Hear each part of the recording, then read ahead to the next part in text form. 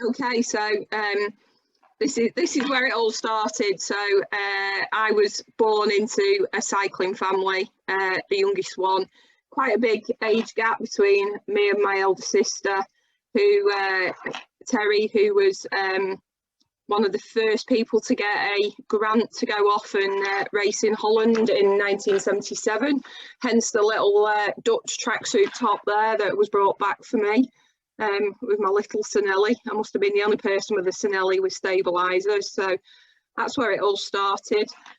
My mum and dad, so that's my mum on the left, who was a big cycle tourist, and my dad winning a big race around Stockport, which if you look at the crowds were immense, sort of in the 1950s and 60s. As I said, I was the youngest of three. This is my elder sister Terry, representing Great Britain in the World Road Race. So she represented Great Britain in 1974, 1975, 1976 and 1977, 78, all across Europe and Venezuela even. In 1976 we actually went as a family to Italy to watch, which was quite a trip back in those days. So we watched the whole of the GB team. And then I suppose really I got the bug when I was as a teenager, and I started riding and eventually racing. So I raced road racing, time trialing, and then I was around when mountain biking started to hit the UK in a big way. So I mountain biked for a few years. Went off to university in Sheffield and came back to Manchester and had to get a proper job, so the racing stopped. And then after a few years, got involved with the pilot scheme for British cycling for what became the Breeze project. So I was one of the very, very first ride leaders that was trained up. I went off and did that for a year. And then after that, I became one of the tutors.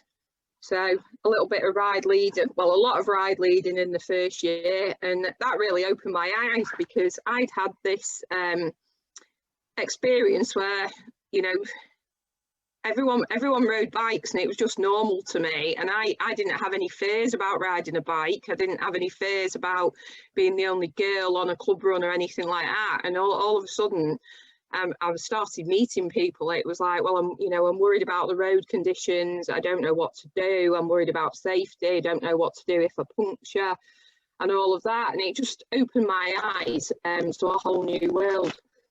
So I got involved with the ride leading tutoring. And I've been doing that, I can't believe this, Beth, for 10 years now, I reckon, since we started with the first courses. I wouldn't like to actually add up how many people I've taken through the ride leadership course, but I reckon it's well over 1,000 people in the last 10 years at least. So pretty pleased with that I've set lots of people off on the ride leading. As a result of ride leading, had the opportunity to do some celebrity ride leading. So 2014 we did the Rovers Return to the Wolf Pack over in Yorkshire, and that was in conjunction with the Tour de France. That was quite an epic day out, nurturing actors and over the Pennines, but that was an absolutely brilliant day out. And then the best one ever was we got to do some stuff with HSBC through British Cycling with Chris Hoy, and that's myself on the right, Chris in the middle, Robbie George, the education officer, and I think at the end of the day, Robbie was, you must be the only person that tells Chris Hoy how he's going to ride through Manchester city centre and to stop track standing because it's dangerous. So that was quite a claim to fame. Ride leading, tutoring, taken me all over the country. So the one on the left is I got to go to Jersey for a couple of weekends, teaching the Breeze women over there. And then the one on the right is the farthest north I've been, up to Montrose in Scotland. So that was quite a trip. I think in the space of 2 weekends, I did Plymouth, one weekend, followed by Montrose the next weekend. So it was about 1,000 miles of driving in the week. But absolutely love doing the tutoring. That of doing the ride leading. Moved on to, I did my coaching and got involved with some women's development groups, the Racing Chance Foundation in particular. So we really encourage women to have a go at racing on the closed circuits and also on the velodrome as well. So that's quite a good organisation to be involved with, that is very, very supportive of women who want to get into racing, and has an ethos of building a community around the racing and making it very, very social. As a result of getting into the coaching, I then got asked to move across to the coach education side, and a couple of photos there of doing some of the coach education. So the lady in the adapted bike, that was quite a challenge, having to include her in the coaching, but absolutely love things that challenge me. So this lady turned up with an electric, it's like an adapted trike to be a coach, so that was good. And then the group on the right are a group up at Tameside, which I actually think some people are on the call that are in this photo, so that's good. One of the other things I've done, which is pretty unusual, is I actually get to drive on some of the big UCI events. So I've driven in the last few years on the European Championships in Glasgow and the World Championships over in Yorkshire and the Women's Tour of Scotland. And I'm one of only 3 women in the UK that holds the UCI driving qualification. So that's pretty useful to have managed to get that.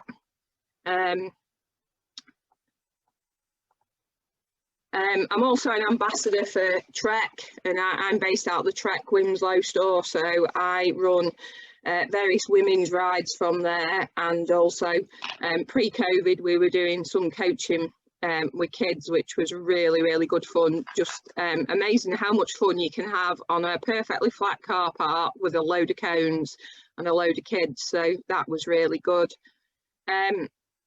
So riding myself, so still ride quite a lot. I ride with the fabulous Cheshire Mavericks most weekends when we can ride together, and that's myself out this weekend, just having a ride with one friend, as we're allowed at the moment.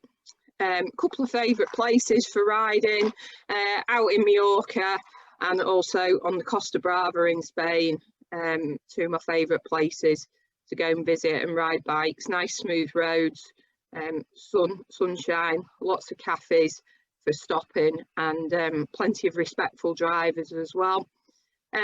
So who inspires me? Well, there's a couple of women. So I suppose one of the first ones was Mandy Jones, Rochdale based, who in 1982 won the World Road Race Championship. And I was only 10. I was sort of dragged along for the weekend, and it just sort of piqued my interest then, that, you know, somebody that you knew and actually spoke to could be a world champion. And I suppose that's where my interest started really after that in racing. The lady on the left is a very good friend of mine, Sherry Pridham, who is the first female DS in the men's world tour. So been talking to Sherry this afternoon. She's over in Milan getting ready for the Tirreno Adriatico tour, where she's DSing for the Israel Startup Nation. Couple more women. On the left, Heather Bamforth, so the founder of the Racing Chance Foundation, part of the Women's Strategy Group for British Cycling. I've known Heather for a long time, and just the work she does is tremendous, and it's working, actually changing things and not just going, it's traditional, so we'll accept it. And then I'm really enamoured with the lady on the right at the moment and what she's doing for promoting women's cycling and women in cycling. That's Orla Shenoy, the journalist who's just edited the women's only edition of Roulette.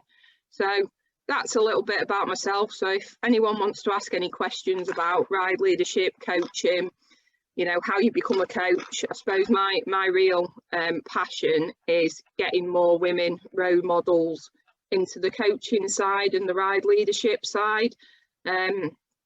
What I tend to find with the, you know, women is, what I don't know enough. Just have the confidence, you'll be surprised how much you know. Okay, thanks. Thanks, Danielle. You just answered my question. I was just typing it in. So that's fantastic. Right, one of the Lady Pedal team is doing questions. Hannah, over to you. So yeah, that's really interesting. Thank you so much for that. It's so impressive, all of that stuff that you've done, and it's quite the legacy you've left. And just having a quick count through, I think you've got 5 ex-pupils in this video chat at the moment. I'm one of them. Oh, you're 6 then, because Beth is as well. So you've had me and Beth. There's also Vicky and Ruth, and also Anna, who did our first presentation. So that's already quite a lot. And you'll be pleased to hear that I've just started my bikeability course today as well. So I am well on my way on the coaching journey. Got a few questions. Nice to see you, by the way. From Heidi, do you ever lose your mojo for cycling? And if you do, how do you get it back? You know what? I went away from the sport for 6 years, and between 2001 and 2007, and I was begrudgingly dragged down to London for the Tour de France start, and it was like a light bulb moment, just realising where you belong. And I can honestly say, I think since then, I've never ever lost my mojo for cycling, because I just know where I should be. That's beautiful. I've just had a few more comments in the chat as well, saying you've actually got more than 6 people that you've taught in here. So, so that's wonderful. That's great. I don't think I'll ever lose my mojo for cycling either. Yvonne said, how do you deal with verbal abuse on the road? I'm quite chilled about it. I think because I've ridden a bike for so long, and it's sort of, the abuse has got worse over the years, but it because it's built up slowly for me. I'm quite good in that. I tend to wave. Louise, who's on here, has been with me a few times when we've sort of had a few discussions with motorists. My proper job is I'm actually a police officer, so I tend to start quoting the Road Traffic Act and various bits of legislation at them, which tends to leave people a bit tongue-tied, and they then drive off because they've realised they've picked on the wrong person. But the theory I have with it is we need to show respect if we want respect. And you know, I don't like things like filtering up the inside of traffic. Just sit in the traffic behind the cars, because you know, some people get a bit upset that your handlebars are going to touch the side of the car and stuff like that. And it's, you know, if we want space, give them space as well. His best thing is just don't get into an argument with people. At the end of the day, they're in a metal box with 4 wheels that can do us a lot more damage than we can ever do them. Very wise words. And cool that you've got that overlap as well between your day job and your cycling job. Use it to your advantage. And the last question that I've got is from my mum, who I'm so happy to have on this chat with us. And she says, what's the most challenging cycling you've ever done? Oh, I think the most challenging ever done is I went to the Alps in 1994, and it was quite amusing really. I went with a group of guys just before the Tour de France, rode for 2 weeks, and after about a week, one of the guys wasn't having a very good day and was riding with me. I was always 4th out of this group, and just looked at me and went, does this happen wherever you go? And I was like, what do you mean? And all the spectators were like handing up me drinks and food and clapping and everything, and we suddenly realised we hadn't actually seen any other females riding the Alps. So that's the most challenging that I've ever done. The most interesting that I've ever done is I've cycled Bangkok to Phuket, which was an absolutely incredible trip because every single day was different. The landscape, the people, it just absolutely, yeah, loved it. Would go back to Thailand to ride my bike like a shot. The sights you see, I mean, we rode past one of the, I'd call it a monk convoy, walking between the Buddhist monks, walking between the monasteries. You had to watch out for salamander lizards nearly knocking you off. Motorbikes and what I can only describe as milk floats laden with families driving towards you, but just absolutely amazing. So yeah, but please ladies, just sign up for some of the courses and you will have so much empathy with people that are just starting out, and it's, you know, it's not something that I ever thought I would get involved in, and I just absolutely love it. And you know, I love it when, you know, something like this and people go, oh, you know what, you trained me and I'm doing this and this. And so yeah, get involved and change the world. Amazing, thank you so much. That's so interesting, and I'm sure we could have you on for hours and hear so many more stories, and it would still be all fascinating. I had a couple of comments from people saying I feel so safe with Danielle, so you're clearly doing a great job at what you do, so that's awesome as well. And thank you very much for your talk. That was amazing. Thank you, Danielle. Thank you. That was fantastic. Yeah, a few people have said it's thoroughly inspired by the fact showing that it's made possible to sort of have a bit of a sort of career within cycling as well and do parts of it as a job. And it's your kind of side hustle, but it's something you do a lot of. And so yeah, so it's great you're inspiring lots of people. So thank you for that. Cool. So we're going to have a 5-minute break now. So if anyone needs